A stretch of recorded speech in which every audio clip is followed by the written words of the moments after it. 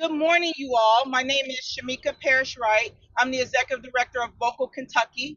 I am also a concerned person about anybody that has been held in our jails. While I do not support 300 to 400 million dollars to build a new jail, I do want to see improved conditions for the people that are being held. Yesterday, we learned that a 21-year-old male was found dead named Juan. And we know that we have had too many jail deaths in recent years. Directors have told us, previous jail directors have told us that one death was normal.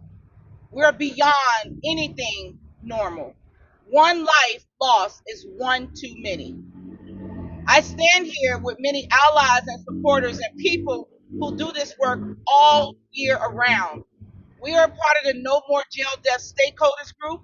We meet regularly with Director Collins and his team to talk about improved conditions of the people for people that are incarcerated as well as jail staff so that people survive while they're navigating the judicial process. Initially, when we heard about this, we thought it was directly related to ICE hold. We learned that Juan was eligible to be held by ICE but had other charges. And just because Juan had other charges, whether they seem valid or not, he is still a human being, an American that deserves to be treated with dignity and respect. And as we are dealing with the 250 year of our Constitution, it says that we are innocent until proven guilty. His life still matters no matter what he was charged with. I am thankful that within 12 hours, we were able to call together our community of supporters to come out here and to stand up and to represent for Juan. I have not spoken to his family. I don't know his family. I don't need to know his family to know that he should not be dead at 21 years old at our Louisville Metro Department of Corrections. I now want to give an opportunity for others to share, and I thank everyone for showing up this morning. Anyone want to speak? Thank you, Judy. Oh, okay. I All don't know right, if you good. need this. My name's Judy Jennings, Can and you hear? my name is Judy Jennings, and I'm a member of the ACLU Community Stakeholders. We meet every month to keep our eyes on the jail. We know people were going to die, and this is entirely doesn't need to happen. We're in a shirt that says all of us are known that my friend Sammy survives, and all of us, whether incarcerated or not, have a duty. We have to talk to the mayor. We have to talk to the judges. We have to talk to the jail policy committee. 1,500 people are at risk of dying. It's just not the people on ICE. It's 1,500 people, and 23 have already died since we started. So please take action and speak to a public official of your choice, and let's get together and let us know. Let's not be here again. Thank you, Judy. I would like any of our vocal leaders, if you want to say something, feel free. I guess I will. Thank you. I'm Sarah. I'm a vocal leader. I don't think it's right because I have a son that's 10 years old that's going to grow up in this community and learn that if he gets in trouble, he could die in jail. That's all I really got. That's all right. Thank you. All right, we'll have Becky from ELSER. Hello. I'm part of a team that observes court called Court Watch, and what we see, we've been observing since about 2019, and what we see is that the people that are being held in the jail, many of them are struggling with mental health issues, many are struggling with substance use disorder, many of them have housing challenges or a combination of the three. And so what we're doing here is going to continue to happen. People are going to continue to die. People are in acute distress. And we're trying to solve it by housing them in a jail when they need support, they need help, they need resources. Our city needs to be spending money on those solutions. We need to be helping outside of a jail environment, outside of an carceral environment, getting them support so that this doesn't happen. This is going to keep happening, and there's many more in there right now that are experiencing extreme distress, so many different issues that this isn't going to fix it. Our own jail director acknowledges this. He says we need to get people help. They don't need to be in there if they don't need to be in there. And so we've got elected leaders that want to build more of these, want to spend $500 million instead of solving the issue to get people help. That's what's going to keep all of us safe. That's what's going to get people on the right path and make this community what it could actually be. Thank you. Thank you, Becky. Can someone want to come up, Carolyn? Becky, what's your last name? K-E-Y-E-S. I want you to stand here. We know that Juan, you can hold his name up, and then do you want to say anything? I'll say something. Thank you. Yeah. Hi, I'm Carolyn King with the Interfaith Coalition for Immigrant Justice, which is a group of faith communities that are concerned about immigrants in our community and the way they're being detained, held in prison, the contract the city has with ICE, the contract that all communities are being pushed on to have with ICE, so that they aren't ending up in our jails. Our jails are overcrowded.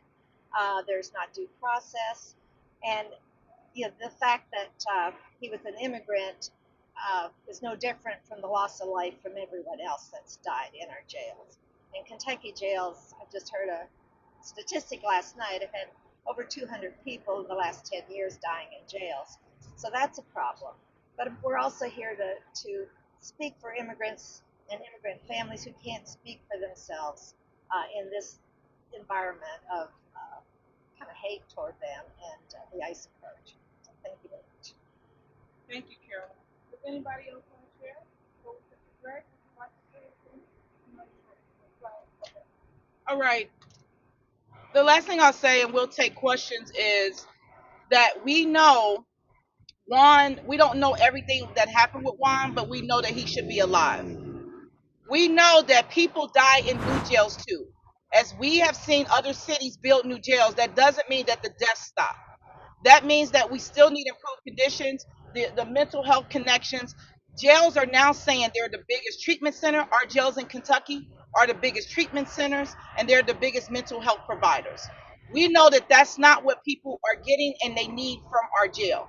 Many jail directors and jailers agree that they're holding people that they can do nothing with. But because it takes a judicial decision to make those changes, we want to make sure everyone that is complicit and when someone is held is responsible. Is thinking about what it means to hold someone in jail on unaffordable bails, hold someone in jail on a mental health hold, or to hold someone because there's no treatment bed available for them to go to. As we learn more about this case, we're going to make sure that we're asking the questions, that we're having the meetings, that we're making the decisions that matter, and that we will reach out to any families or anyone who has had issues while their loved one was incarcerated. We care beyond press conferences, beyond other gatherings. We know that it's important that we advocate for people who are incarcerated because their voice doesn't mean as much when they're inside because they're not heard. I hope that Juan's family gets answers and all the things that they need. I cannot imagine one of my 6 children being incarcerated and dying while they're awaiting their judicial process. You're not supposed to die in jail, no matter what you're charged with. And with that, we'll take any questions or anything we can answer.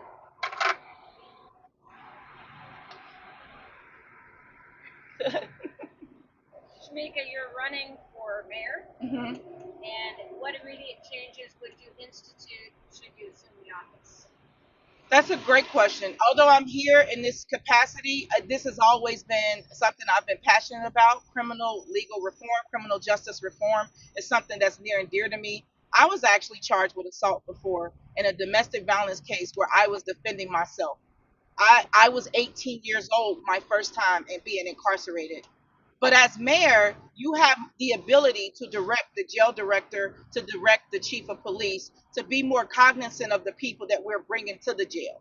So once the police bring someone to jail, the jail has no other resource but to hold them. They're not allowed to release people on their own. It takes a court process. It takes pretrial. So I would do an evaluation on who's being brought there.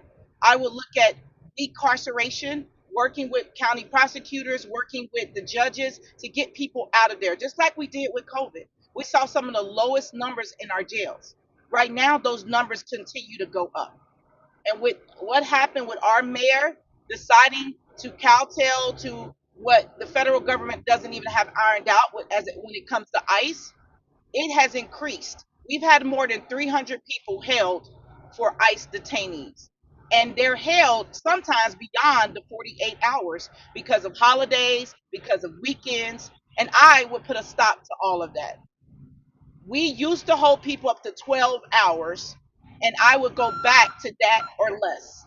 It is ICE job to do what they need to do. It is not our job as Louisville Metro government to hold people in this jail that shouldn't be held. And there's been some legislation that was proposed, earlier in the session about transparency regarding jail debt. What do you kind of have to say to that in light of what happened? I think there needs to be more. As someone who come from doing bail reform work, people are were dying on home incarceration as well. And the jail, we want to know, make sure every death is counted. So if I just left your jail and I didn't get the medications or the things I need, and I die at home or on my way with or I'm on home incarceration on the ankle bracelet, that counts as a jail death as well, because I'm still considered to be what they call an inmate when you're on home incarceration. I think that we've had many studies. We've had 3 jail studies in most recent years. I am tired of spending money on these studies and not taking the action steps needed to improve the conditions for the jail. It it's just like we keep running around chasing our tails when we need to get in front of this. I do think that Director Collins is willing to meet us in the middle on some of those things. He's still a jailer. He still has to do his job, but he also understands that some people should simply not be in there. As Becky Key stated, we're trying to work through that in our Care Not Cages work to make sure that people who do not belong in jail, who aren't the most violent, who aren't threatening lives or threatening themselves, get connections to the care that they need. Those wraparound services stop recidivism. A lot of the times you see a lot of the same people coming in and out of jail cycling because of mental health and substance use issues and other issues. And so we know that we can solve these issues together if they're willing to let community groups do what we have signed up to do. But because people have been so, they alienate community groups, and then when we come out and we speak out about these issues, they say that all we do is complain. We have solutions. Every one of us has worked on solutions, but we're not always given the opportunity to put those to work. So we need a metro government that listens. We need a mayor that's able to direct, and we need a jail that understands that just because you're holding somebody, they should not die in your custody. Do you know what the population in Metro Corrections is of people that are nonviolent offenders? I I don't think know it that would number probably offhand. should be Yeah, I know that for like a ballpark I on a don't daily know the basis. ballpark, but I will look into that. I know some of our partners do. I don't know. Judy, do you know that answer? How many? It's around the population and how many people are held for violent offenses. I know Or it's nonviolent. a non-violent offense.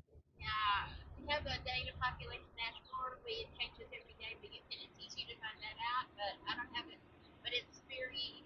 We call for that dashboard forever, and so you can look at jail So but jail dashboard yeah, but population. there are. I think there are a few people in there for murder, but we have a jail level. Conviction should not be a death sentence, and it is a death sentence when 1,500 people are. It, Yes. having a jail offense should not be a death sentence, and it is a death sentence when 1,500 people are squished into 13. It's 13, 200 people over in that building. And we need to have some community action to tell them that's not okay in our community. It's a human rights. That's right. That's right. So I will look into that number and share it as we report out about this, but it is on the dashboard. Yeah, I was Becky? gonna say on average it's around 40 to 50% nonviolent on average. Our own jail director quoted a similar number a few years ago. Um, yeah. So 40 to 50% nonviolent is what Becky said. I'd like to say that you need to think about how new jails are paid for. And this happens all over the nation. It would happen here, I'm sure. You have to get plenty of people to fill the jail. Well, crime's down, so we don't have criminals like we used to fill them. And then once you have the people in jail, then you take them out, let them work, give them $1 a day, and you take the rest to pay for your beautiful new jail. I don't think that's what I want for my people, the people I care about. Every one of us belongs to all of us. Thank That's you. right. Thank you. Anybody else? Shamika, Yes.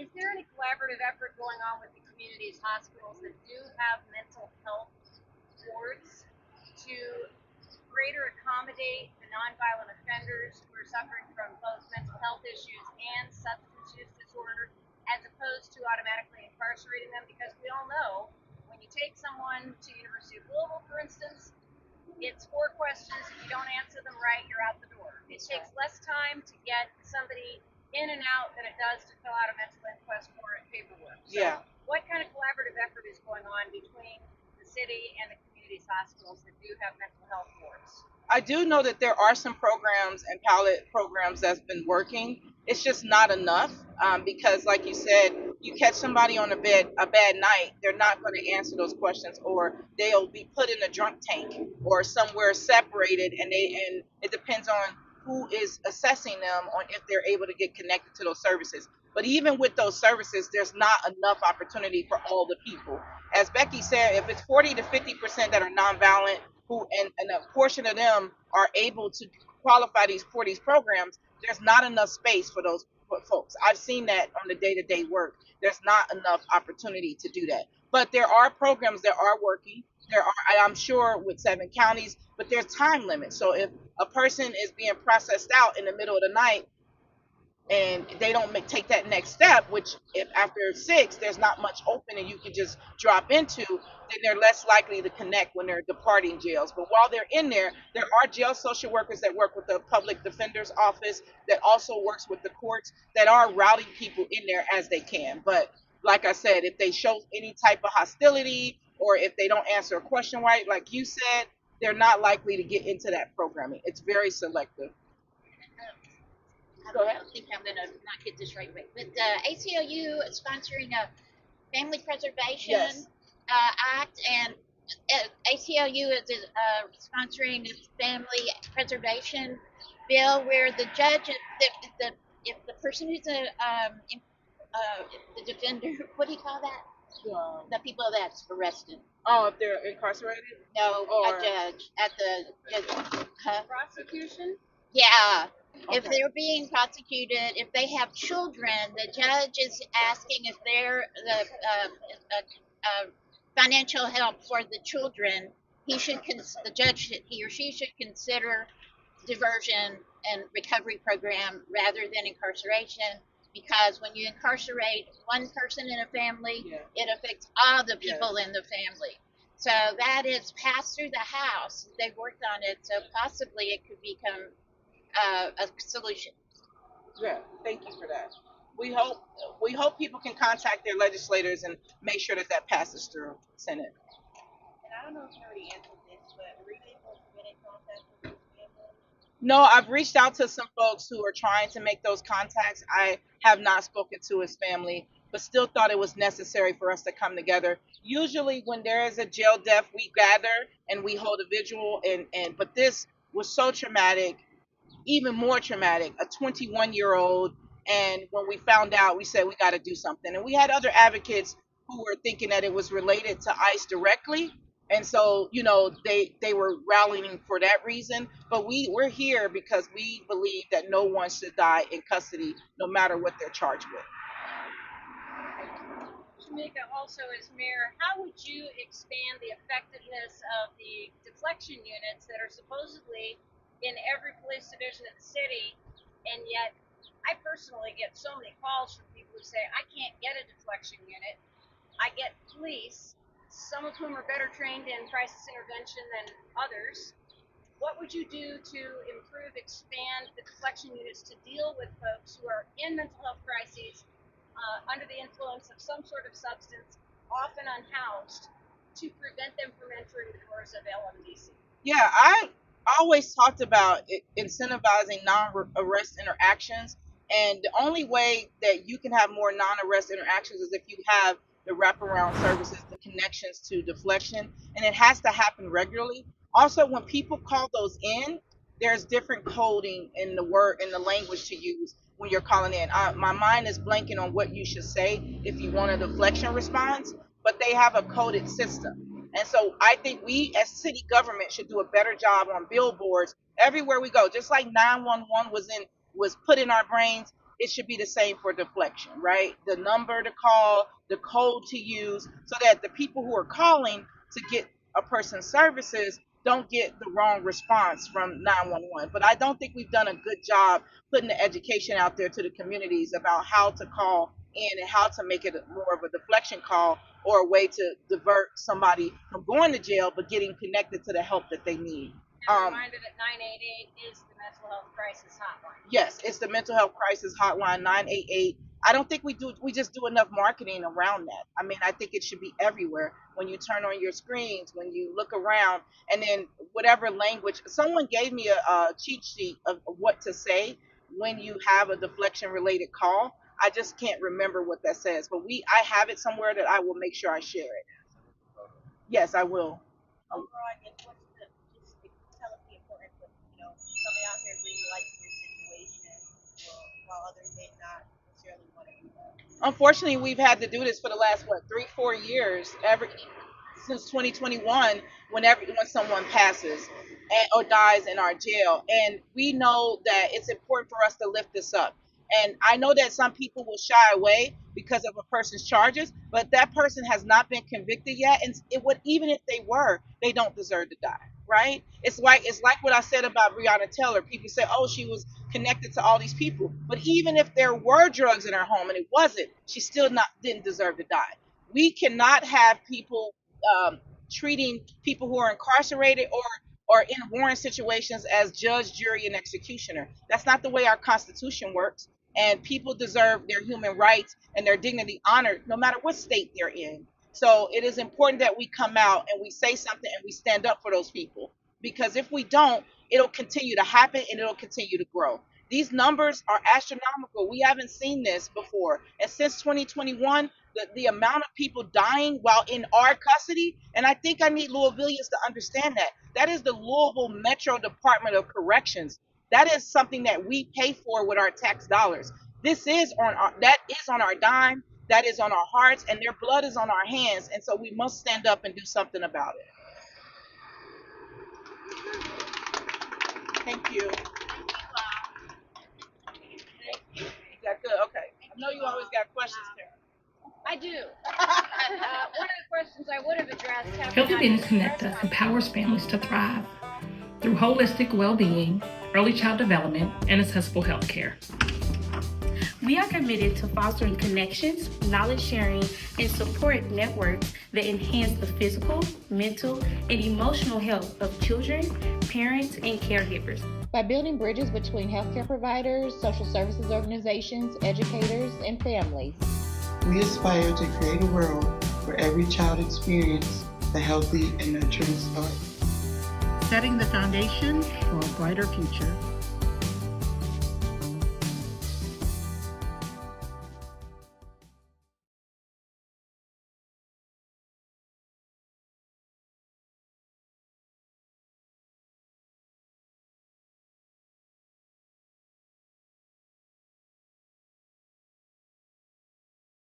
Don't forget what we did today.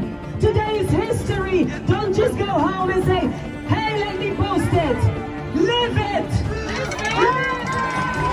Listen to her. We just have to be stubborn enough. We just have to be strong enough. We just have to be relentless. How do we fix it? We didn't break it. Guys, thank you all. I pass the mic to the next person. Black women matter.